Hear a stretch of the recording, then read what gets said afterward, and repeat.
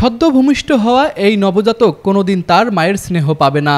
তাকে পৃথিবীর আলো দেখাতে গিয়ে মা চলে গেছে অনেক দূরের না ফেরার দেশে। শনিবার রাতে ডোমারের জনতা ক্লিনিকে বেবি আক্তার নামের এক প্রসূতির অস্ত্রোপচারের পর নবজাতক বাঁচলেও রক্তক্ষরণ বন্ধ না হওয়ায় গতকাল সকালে রংপুর মেডিকেল কলেজে মারা যায়। বেবি আক্তার সোনারা ইউনিয়নের বড়গাছা দরগাপাড়া এলাকার মোহাম্মদ নূর আলমের স্ত্রী। এ ঘটনায় উত্তেজিত রোগীর স্বজনেরা চিকিৎসককে অবরোধ করলে প্রশাসন ও সেনাবাহিনীর হস্তক্ষেপ প্রয়োজন হয়। প্রশাসনের তাৎক্ষণিক তৎপরতায় জানা যায় এই ক্লিনিকের কোনো অনুমোদন নেই, আর চিকিৎসকেরও অস্ত্রোপচারের প্রশিক্ষণে ঘাটতি রয়েছে। অস্ত্রোপচারকারী চিকিৎসক, রোগীর স্বজন ও স্থানীয়দের কথা শুনলেই ডোমারের ক্লিনিকগুলোতে সেবার ভয়াবহ চিত্র স্পষ্ট হয়ে ওঠে। পেশেন্টের পোস্টপার্টাম ব্লিডিং হয়েছিল, তারপর পেশেন্ট আমি ব্লাড দিতে চাইছিলাম পেশেন্টকে 2 ব্যাগ, ওদেরকে ম্যানেজ করতে বলছি, আমি ম্যানেজ করার চেষ্টা করছি, কিন্তু আমার দায়িত্বে 1 ব্যাগ ব্লাড ছিল সেটা আমি দেওয়া শেষ করছি। তারপর পেশেন্টকে বললাম যে তোমরা করো, কি বলে 2 ব্যাগ ব্লাড ম্যানেজ করো, যেহেতু বেশি ব্লিডিং হচ্ছে আমরা হিস্টেক্টমি অপারেশন করে বা যেটা করা লাগে করে আমি করি, পেশেন্টকে সেভ করার চেষ্টা করি। কিন্তু পেশেন্ট পার্টি ব্লাড ম্যানেজ করে দিতে পারছে না, তো আর যা হওয়ার তাই হচ্ছে দেখলেন। এখন আমি 1 ঘন্টা ধরে আমি যাই না কি অবস্থা। এখানে যা দেখি রোগীর সিরিয়াস অবস্থা, আমাদের ভিতরে ঢুকতে দেয় না, রোগী যেভাবে বাইর করে বসে আছে। এখন এক ছেলে এসছে, ভাই রক্ত দিবে, ওরা এই রুমের ভিতরে নিয়ে যায়, রক্ত দেয় না, ওরা এখানে মিটিং করে। যে দেখতেছি যে রোগীর অবস্থা অথপ, তারপরে ডাক্তাররা বলছে যে রোগীর অবস্থা খারাপ, ওইখানকার কিছু দালালও বলছে যে রোগীর অবস্থা খারাপ, বাঁচবে না, রংপুর নিয়ে যান।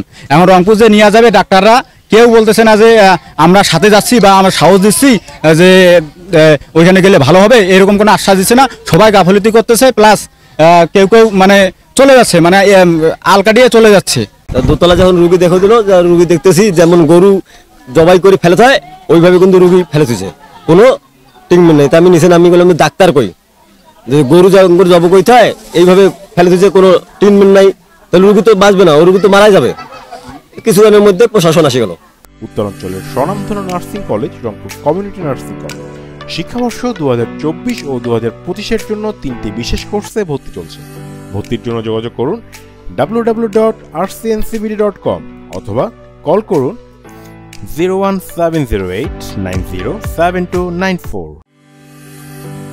Rangpur community nursing college. ডোমারে ব্যাঙ্গের ছাতার মতো অনেক জায়গায় গড়ে উঠেছে নাম সর্বোচ্চ ক্লিনিক। এসব ক্লিনিকে শুধুমাত্র সিজারের জন্য অপারেশন করানো হয়। অনেক ভালো ক্লিনিকও আছে, সেই সাথে যেসব নাম সর্বোচ্চ ক্লিনিক সেইসব ক্লিনিকে মানুষ মোটা অঙ্কের বিনিময়ে বা দালালের মাধ্যমে রুগী নিয়ে আসে। এখানে সিজার করার পর দেখা যায় যে অনেক রুগী মারা যায়।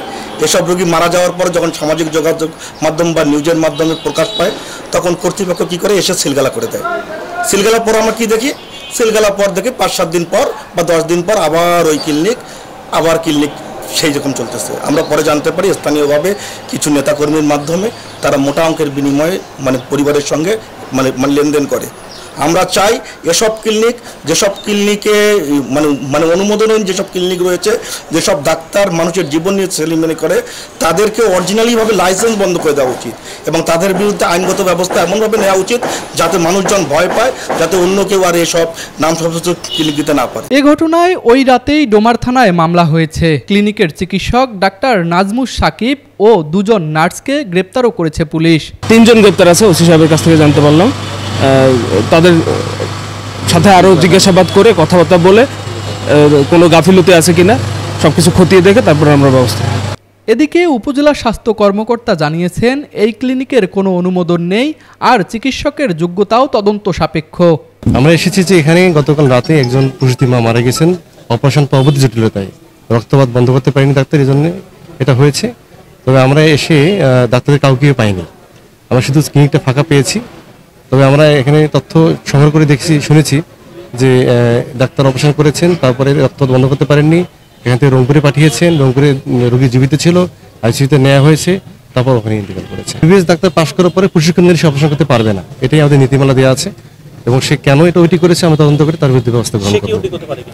সে ট্রেনিং না করে, ট্রেনিং প্রাপ্ত না হয়ে, পাস না করে, অভিজ্ঞতা না হয়ে ওটি করতে পারবে না। এই জন্য আমরা এটা তদন্ত করবো আমার তদন্ত করে আমি বিএমডিসি তথ্য পাঠাবো। ডোমারে অনুমোদনহীন ক্লিনিক সিলগালা হবার কয়েকদিনের মধ্যেই ফের চালু হয় কিভাবে, এমন প্রশ্নের জবাবে উপজেলা নির্বাহী কর্মকর্তা শায়লা সাইদ তন্নি আশ্বাস দিয়ে জানান, এ ঘটনায় সঠিক তদন্ত হবে এবং ডোমারে এমন অনুমোদনহীন ক্লিনিকগুলোর বিরুদ্ধেও পদক্ষেপ নেওয়া হবে। তো আগে কি হয়েছে সেটা আসলে আমি ওগুলো নিয়ে কোনো মন্তব্য করব না। এখন যেহেতু সিলগালা এটা করেছি, তো হচ্ছে গিয়ে একটা অভিযোগের প্রেক্ষিতে তো করেছি, তো আমি করি যে এটার সঠিক তদন্ত হবে। আর ইতিমধ্যে হচ্ছে গিয়ে থানায় এটার এজাহার দায়ের হয়েছে, ওটার ব্যবস্থাও নেওয়া হবে। আমি এতটুকু করতে পারি যে আমরা হচ্ছে গিয়ে এই বিষয়টাতে সোচ্চার আছি, আমরা যথাযথ ব্যবস্থাই গ্রহণ করছি। অনুমোদন পাওয়ার জন্য দরখাস্ত জমা দিয়েই দীর্ঘদিন ধরে ক্লিনিক পরিচালনা করছে ডোমার উপজেলার 12টি ক্লিনিক। দরখাস্তটাও জমা দেয়নি এমন ক্লিনিকের সংখ্যাও প্রায় সমান। এসবের প্রত্যেকটিতে প্রতিদিন গড়ে 4 থেকে 5 জন প্রসূতির অস্ত্রোপচারও হয়।